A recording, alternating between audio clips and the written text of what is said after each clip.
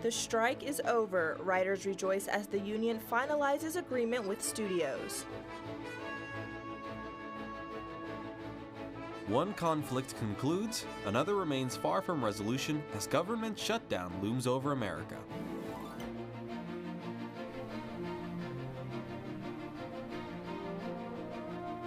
Student loan payments are coming due soon. I'll share the details later in the show. Broadcasting live from the University of North Texas, this is ntTV Nightly News.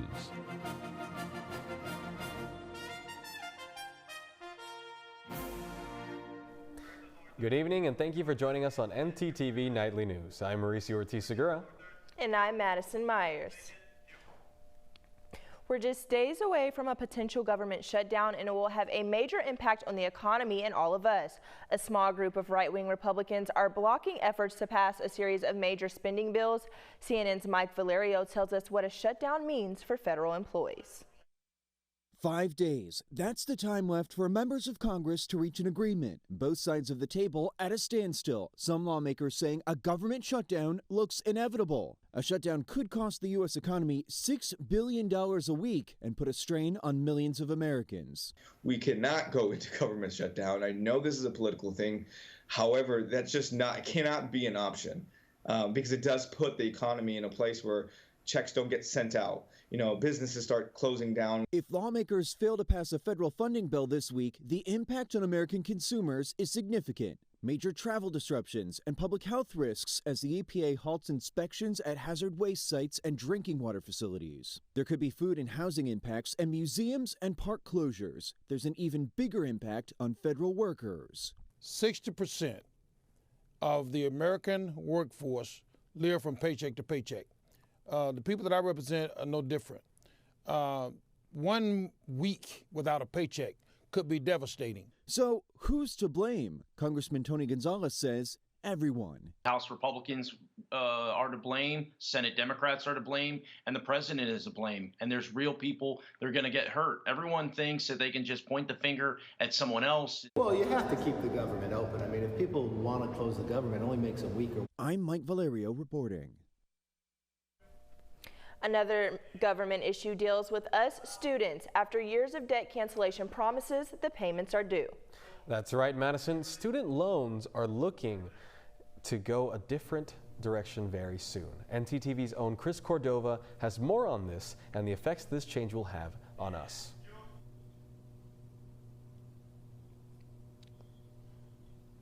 Thanks, Maurizio. For the first time since the start of the pandemic, student loan payments will be due October 1st. However, the Biden administration is providing an on-ramp period until September 30th, 2024. That means borrowers won't face damage to their credit score for missing a monthly payment in that time period. However, they will still accrue interest as long as they have an unpaid balance. This plan is a response from the Biden administration to the Supreme Court ruling which struck down the Biden administration's original student loan forgiveness plan over the summer. For more information, visit the U.S. Department of Education's website. Back to you at the desk.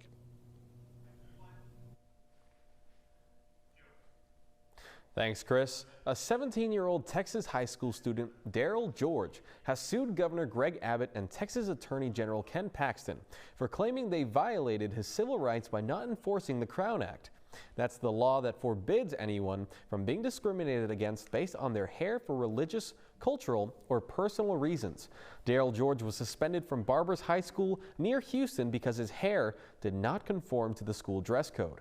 During his suspension, he was required to sit on a stool and was denied lunches. His attorneys say the lawsuit is justified. This young man is wearing this style, which includes strands of hair from his grandfather. It reflects his heritage, that he's not being allowed to wear this hairstyle because it violates a policy which violates both common sense and I believe violates state law.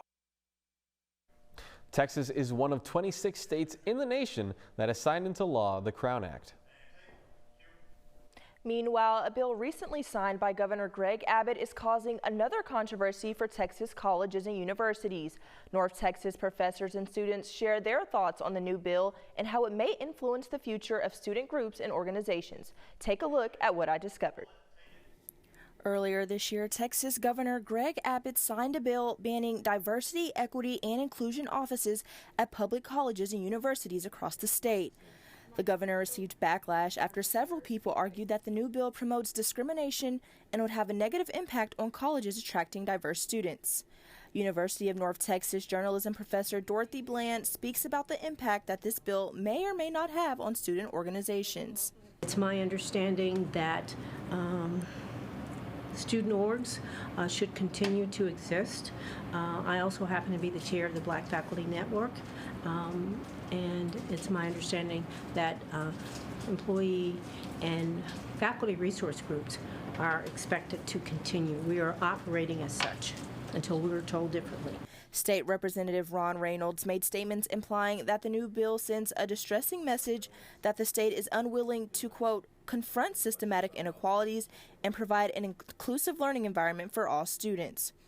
UNT National Association of Black Journalists Vice President Maya Morrison talks about her feelings towards the new bill. Really tone deaf because they're trying to progress us to a point that we haven't gotten to yet.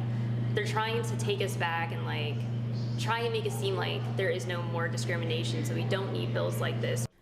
Morrison says that the banning of DEI offices could have a negative effect on North Texas students. A big thing for a lot of students, especially being a freshman, it's really hard to find where you fit in. So I do think it's going to hurt freshmen in that way, or just people that are in places in general that they're really trying to find where they fit in. The law does not apply to academic course instruction and is expected to take place on January 1st.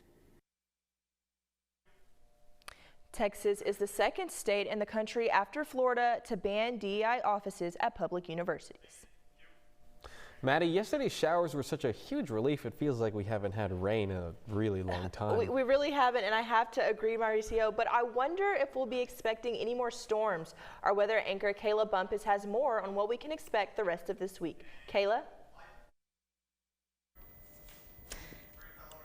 Unfortunately, Madison, I cannot promise any more rain this week. We are going to see some sun, and it is still going to continue with that summer heat we've been seeing. Right now, it is 90 degrees Fahrenheit, feeling a little bit warmer at 94, and wind speeds are pretty up there at 11 miles per hour. It is going to see lots of sun tonight and today. Tonight, it is going to be a clear sky, 78 degrees Fahrenheit, feeling the same with wind speeds slowing down to 6 miles per hour. Tomorrow, we are going to continue to see that sun. It's going to be 85 degrees Fahrenheit, feeling a little bit warmer at 88, and wind speeds are going to slow down to 5 miles per hour. That's all I have for now. Stick around for this week's full weather update.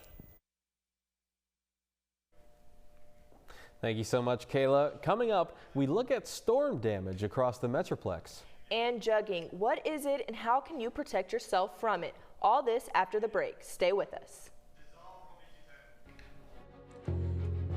Did you know you have access to video equipment like DVDs, video games, and cameras? That's right, you do. Come on down to Chilton Library and fulfill your media dream. Located on the bottom floor next to the student sculpture. Hope to see you there soon. Hey girl, you know you look good.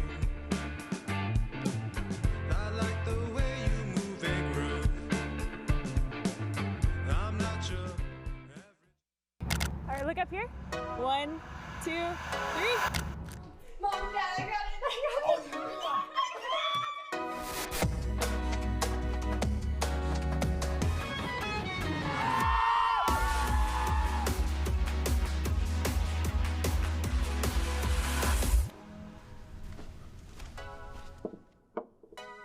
You're right, Mom. I have.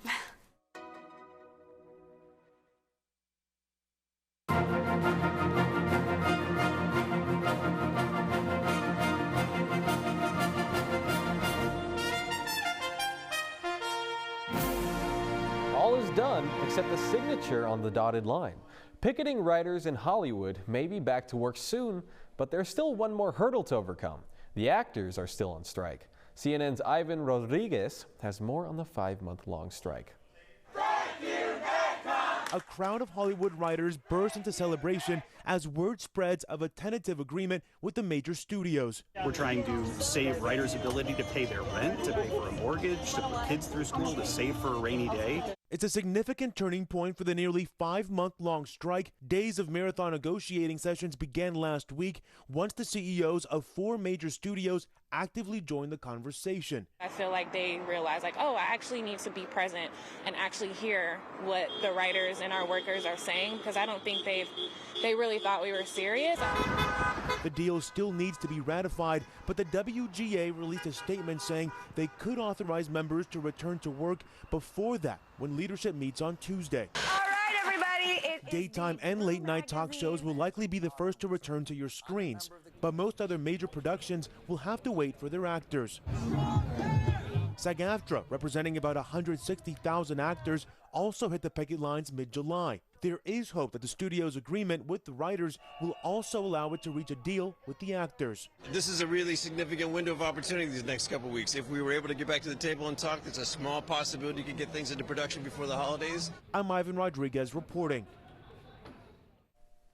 For thousands of us, it was a loud and stressful night. Heavy rain, thunder, lightning, and hail rolled across much of central and north Texas. Nearly 50,000 people were without power, and according to Encore, nearly 13,000 are still in the dark. Heavy rain in some places caused minor flooding, but wind and hail caused most of the damage in Dallas-Fort Worth area. It was nickel to quarter-size hail, but in other parts of the state, things were much worse. Well, we seem to have dodged the bullet in Denton County, but not quite the level of rain or hail here. Yeah, Mauricio, and our weather anchor Kayla Bumpus has more on that hail, as well as a look at what we can expect in the next few days. Kayla?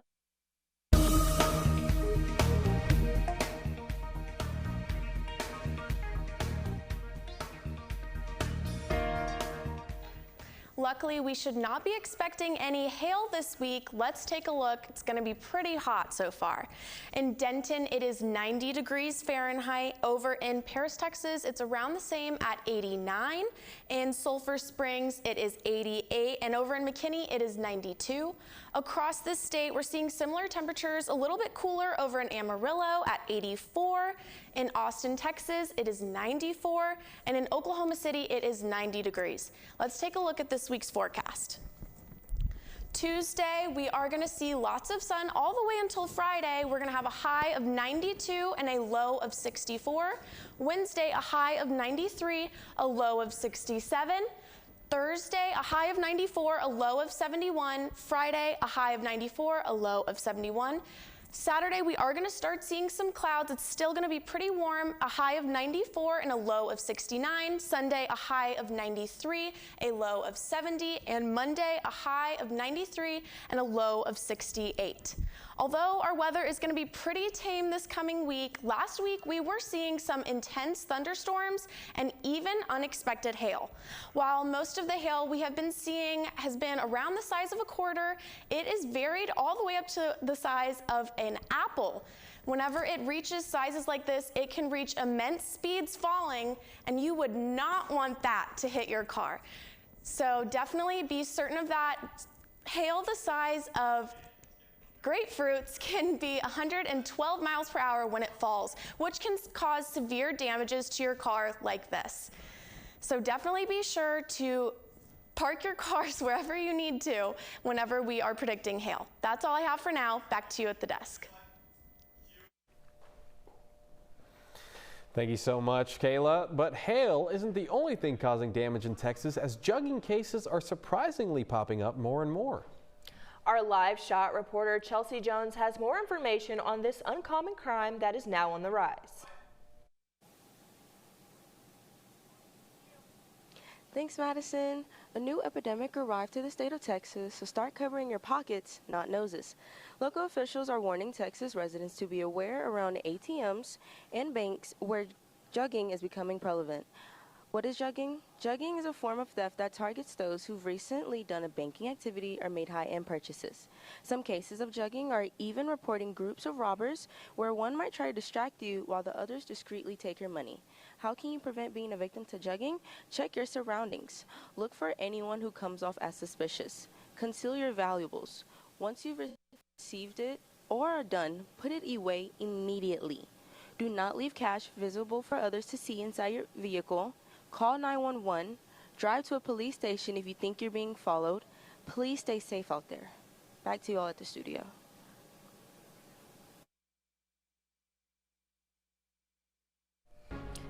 Thanks, Chelsea. Looking forward, or should I say upward, NASA is collaborating with UNT and TWU.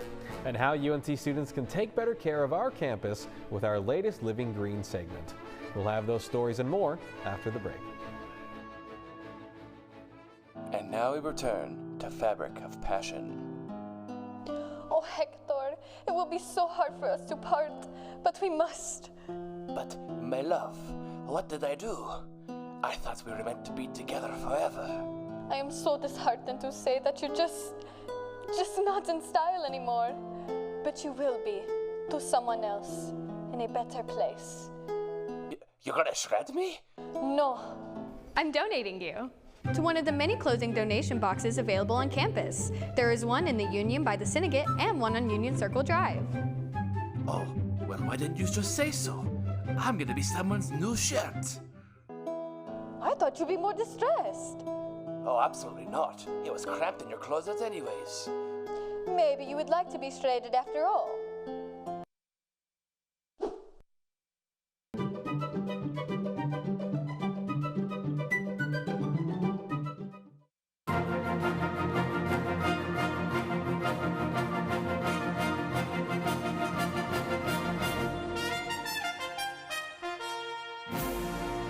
Thank you for staying with us. LEGO is also struggling with environmentally friendly products, but for different reasons. LEGO has ditched its plan to make bricks from recycled plastic bottles after 3 years of testing the climate-friendly material. The toy maker found that the production of the material would actually cause more pollution than the normal bricks. The company also said these recycled bricks aren't as durable or safe.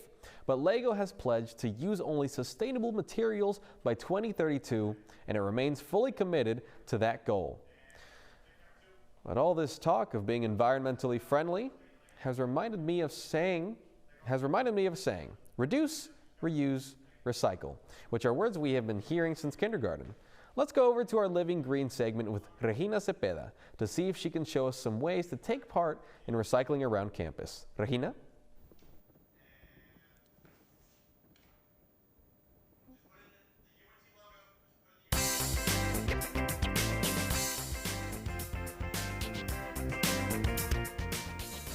Thanks, Mauricio. If you've been looking for a way to help save our planet, we'll look no further than our very own campus. Check out this video to learn a simple way to live green. Here at UNT, they mean it when they say mean green. And it is obvious all around campus, from the bicycle racks, to the water bottle filters, the recycling bins, just the nature all around campus, and to the many students that walk or bike to school. There are so many opportunities here to live green at UNT. I think UNT does a good job of living green because of all the trash cans and recycling bins around campus, but also inside the union as well. They have things for cans, paper, and just trash with food on it. So I think they're doing a pretty good job of that, and people actually follow. Individually, like by myself, I recycle like a lot. So I recycle on campus, and then whenever I'm home, I try to just not like I use a water bottle, just stuff like that. And then I know that y'all have the refillable like water bottle stations, so that's cool too. So I participate by actually putting what's supposed to be put into like the trash bins, I would say. And then I carry around a water bottle that's reusable. I use like reusable grocery bags. I just like to recycle, period. So the next time you're walking around campus, make sure to use that recycling bin. Make sure to throw your trash in the trash cans because there's so many opportunities here at UNT to be green, and you can start living it too. I know I'm definitely going to start using those bins, and I hope to see you all out there living green. And that's all that I have for you today. Back to you at the desk. The STEM departments at UNT and TWU have a tremendous new undertaking, helping NASA's Artemis program blast off into space. But this time, the journey won't just be one small step for man, but one small step for woman. ntTV's Camille Perrin interviews UNT professor Richard Z. Zhang about the exciting collaboration.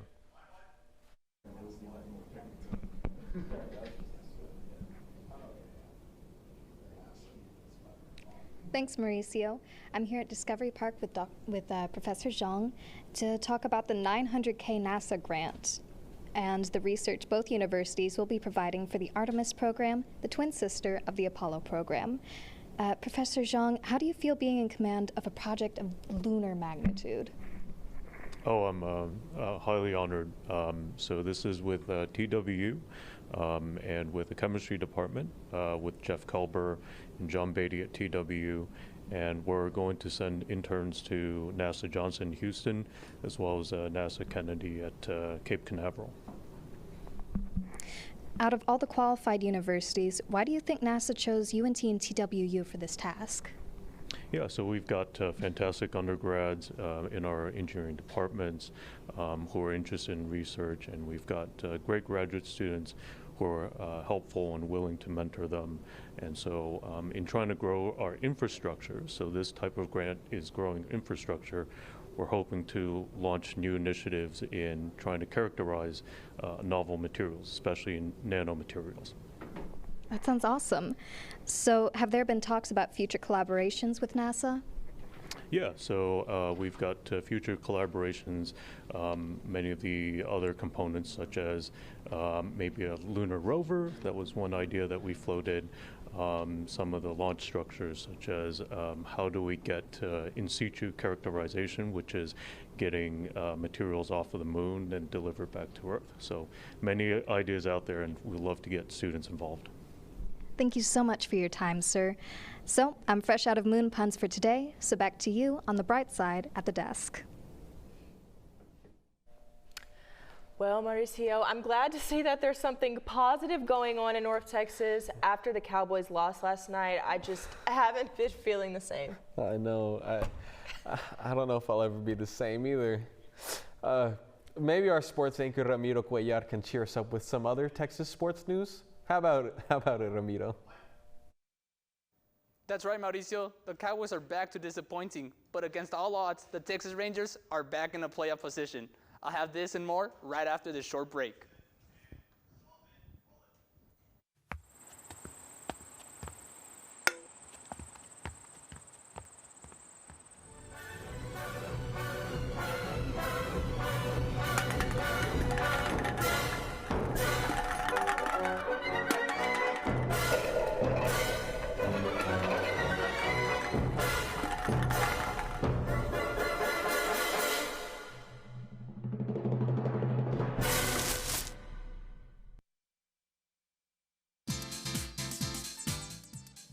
Oh, hey, didn't see you there. Let's get started. This is a motor vehicle. This is the blinker mechanism. To use it,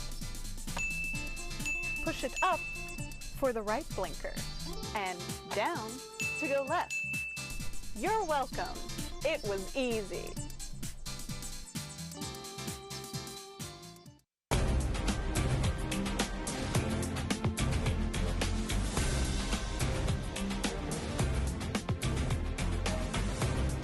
The Dallas Cowboys suffered a shocking defeat against the Arizona Cardinals 28-16. For the first time this season, the Dallas defense seemed to struggle, allowing the Cardinal offense a total of 400 yards. In his first career win, Cardinals quarterback Joshua Dobbs ended the game with 149 yards and a touchdown. The Dallas offense only scored one touchdown in their 5 opportunities inside the red zone. Yesterday, what hurt Dallas even more were the 13 penalties they received for a total of 107 yards, which was more than the total number of penalties they received in their first 2 games combined. The Cowboys will attempt to bounce back against the New England Patriots next Sunday. Now, moving on to baseball. Yesterday, the Texas Rangers clinched a crucial sweep against the Seattle Mariners at Globe Life Field. The Rangers started the series a game and a half behind the Astros, who were swept by the Royals in Houston this weekend. Now, the Rangers top the division with a 2.5 games lead. The Rangers will hit the road for their final 7 games, looking to secure the number 2 seed in the American League playoffs. The Rangers will face off against the Angels in a 3-game series before ending the season with a 4-game series against the Mariners. And finally, the UNT tennis team entered the fall season with a new coach for the first time in over 17 years. I talked to head coach Amanda Stone and freshman Stacy Shulchenko to learn more about the future of UNT tennis. The UNT tennis team went through many changes this summer. With the departure of coach 2J Lama after 17 seasons, UNT selected Amanda Stone to take charge of the project.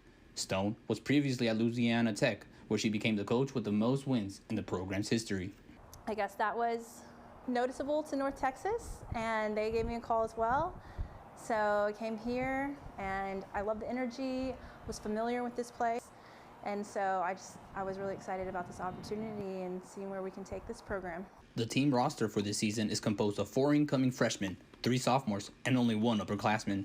However, Coach Stone views the team's youth as a positive aspect. It's an advantage that we have a young team, but you know, this is my 3rd time to take over a program, and this has been so far, don't want to jinx it, the easiest transition that I've experienced. For the freshmen in the team like Stacy Shulchenko, adapting to college tennis is not the only challenge they face. They also have to adjust to life in a new country. All of us are international. We're all from different countries, so we kind of learn from each other every day, new things. We make our own culture here of all international, but I think we're doing pretty well, and we are already a strong team. Coach Stone looks to lay the groundwork in her first season with UNT by creating a hard-working, competitive environment. Following their impressive performance in the season's first tournament, the team is highly motivated to succeed under Coach Stone's guidance. Right, win or lose, you're going to give everything you got, and I really feel like our team did that. And if we keep doing that on a daily basis, and that becomes our habits and our character, then we're going to have a good season. And that's all I have for sports. Back to you guys at the desk.